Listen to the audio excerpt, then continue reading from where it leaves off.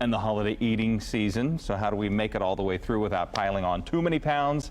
Elilta Tsegai is here with the Community Health Network. She's a registered dietitian for them. Thanks for being with us this morning. Of course. Thank you for having me. It's a knockout visit. You bring 2 plates of actual Thanksgiving food. Thank you for bringing that in. Yeah, no problem. We get started early. There are some subtle differences here between these 2 plates, and it's a good way to jump into the conversation.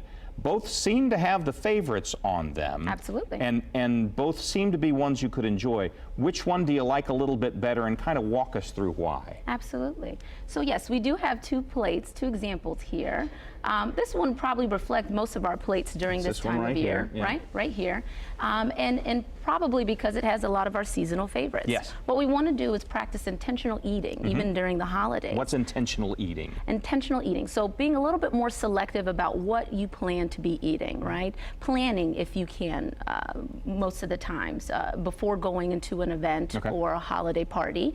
And so with intentional eating, you're being a little more selective about what you put on your plate. So oftentimes we have some of these traditional starches, right? And we can most certainly enjoy them, but we want to be more particular about including vegetables, right? So especially around this time of year, we have seasonal favorites like squash and Brussels sprouts, absolutely.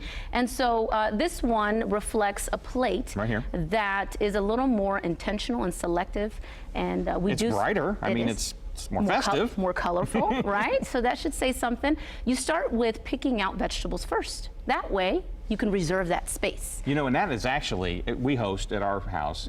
I've never thought about it, but you always put too much of the first things that are right in front of you on your plate. Yeah. It might make sense to move the veggies up to first rather than last. There we go. Yeah, we get pretty hungry right before dinner. Yeah. So what we get to first will be often a nice hefty scoop. So I say start with the vegetables, and then you'll still have room for some of your favorites. Now I look at the plates and I see no mashed potatoes over here. You'll lose some folks on that. You're gonna have a tough time having me not grab my roll. Yeah. So what do you say to somebody who says, no, that's my favorite, I want to eat that? Good question. And so I oftentimes tell patients that these are options that we have year-round, right? We had it last week probably for most of us, right? And so be a little more intentional with it being the holidays, and being selective about the seasonal favorites that we don't get every day of the year. That's a fair point. You don't get stuffing or dressing, whatever you choose to call it, and the cranberry sauces.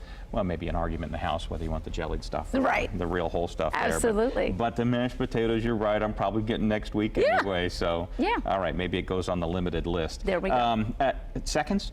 Do you ban them? Do you pick everything up after the first round? Good question, yes. I oftentimes tell patients it's perfectly fine to go back for food, but wait a couple hours, right?